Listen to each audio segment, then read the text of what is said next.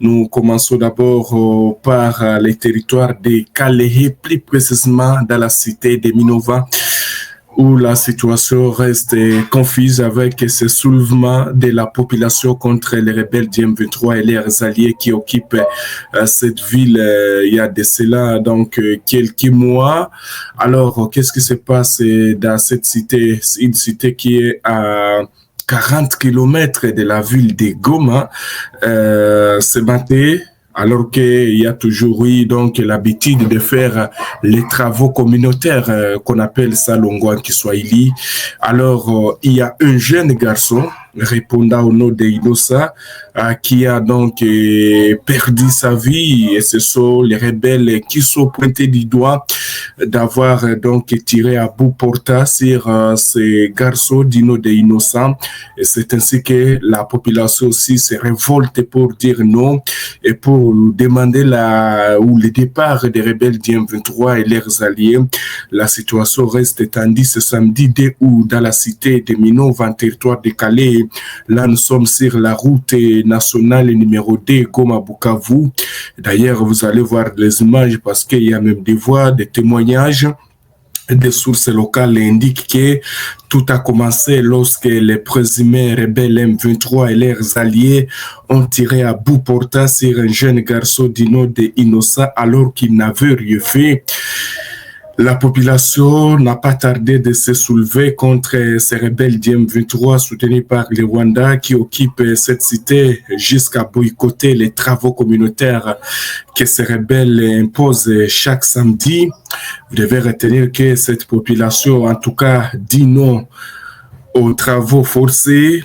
Des témoins qui d'ailleurs viennent de filmer ces images demande à qu'à la fin de cette situation, vous devez retenir que la victime a rendu l'âme sur place parce que ce sont les rebelles du M23 qui sont pointés du doigt d'avoir tiré, comme vous pouvez voir même dans ces images. Il y a donc altercation entre les militaires des rebelles du M23 et certains habitants qui veulent s'apprendre à eux. Vous allez voir dans ces images qui nous viennent de cette cité, vous voyez même les militaires, la population ne parvient pas toujours à céder. La population réclame donc les départs de ces rebelles qui occupent cette cité. Ces jeunes, selon ces témoignages, il n'a rien fait, mais on l'a tiré à bout portant sur lui et il a perdu sa vie, et voire même tous ses biens ont été apportés. Ne voulait pas faire donc ces travaux forcés, mais malheureusement, les rebelles auraient tiré sur lui selon ces témoignages.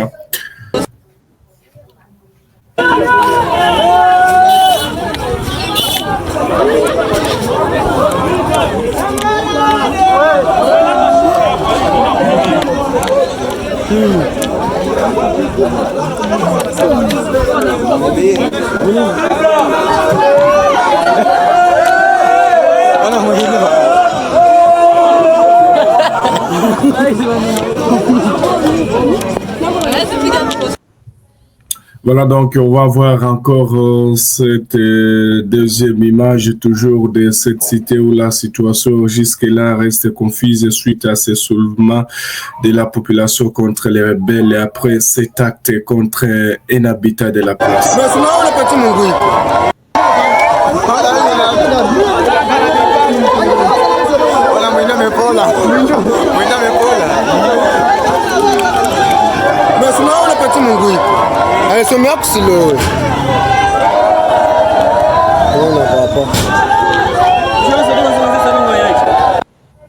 Voilà, donc c'est comme ça que la situation est confuse dans la cité de Minova, dans le territoire de Calais, sur la route nationale numéro 2 Goma-Bukavu, donc dans le groupement de Bouzi, une cité contrôlée dans son entièreté par les rebelles du M23, soutenus par les Rwandais, alors que toujours la situation est marquée par des affrontements dans les territoires de Massissi, voire même Rutshuru, Nyiragongo, entre les rebelles du M23 soutenus par les Rwandais, alors que donc plusieurs démarches sont en train d'être faites au niveau international pour qu'il y ait donc le retour de l'autorité de l'État dans ces zones contrôlées par les rebelles du M23, mais ce samedi 2 août 2025, en tout cas, il y a une situation aussi qui semble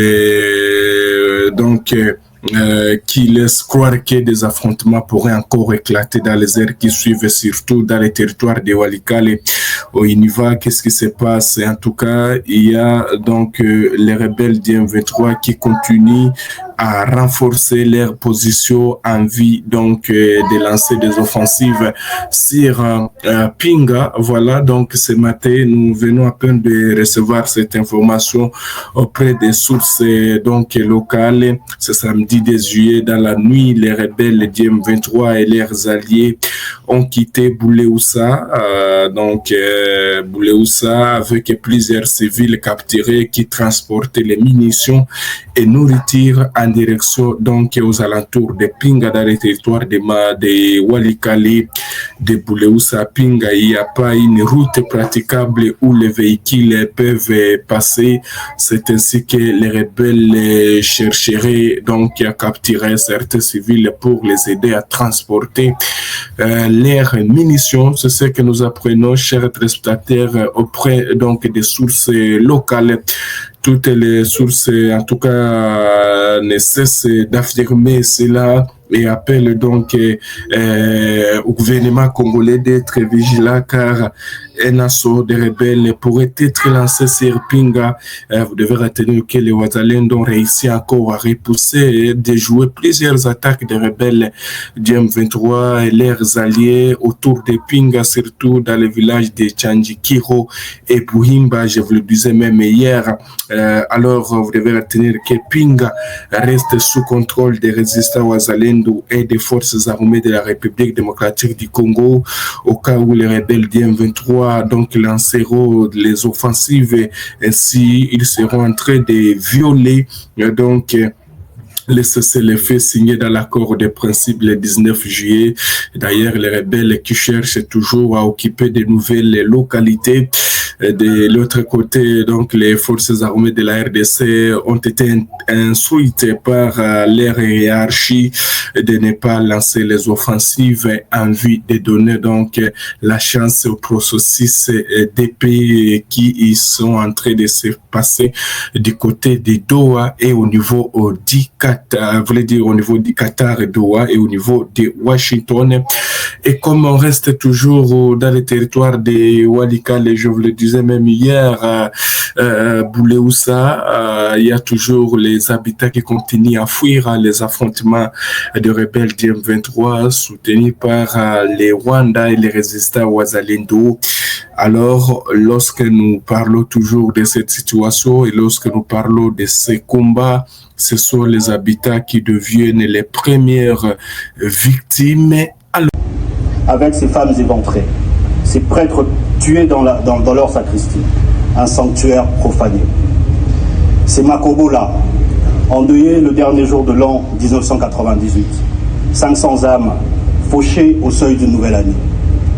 Ces Kisangani, ville martyr d'un affrontement fratricide entre deux armées étrangères, où plus de 1000 civils furent sacrifiés sur l'autel des intérêts économiques et géostratégiques.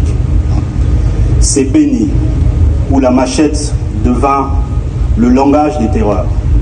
C'est le Grand Kassai, meurtri par le conflit comme Winatsapo, théâtre d'une tragédie humaine, au milieu de morts passés trop vite sous silence. C'est le Grand Bandundu, avec des milliers de victimes exposées à la violence du phénomène Mogondo. Le génocauste C'est ce cri que le temps n'a pas étouffé. C'est l'histoire que l'on refuse de bâillonner. Une mémoire insurgée contre l'impunité, une exigence de justice portée par tout un peuple.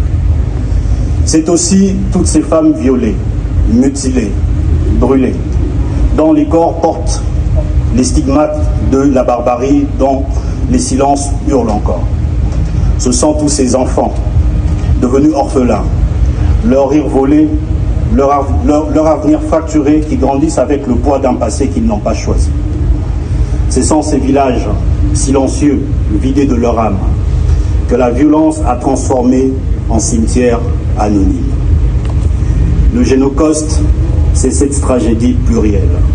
Les chiffres qui ne diront jamais la souffrance du nom que l'histoire oublie trop vite. C'est une mémoire blessée, une plaie nationale qui ne peut guérir sans vérité, sans reconnaissance, sans justice.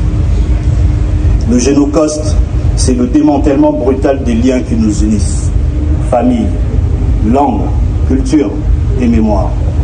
C'est la volonté froide de nous disperser, de déraciner nos peuples, de fracturer ce qui fait notre humanité collective.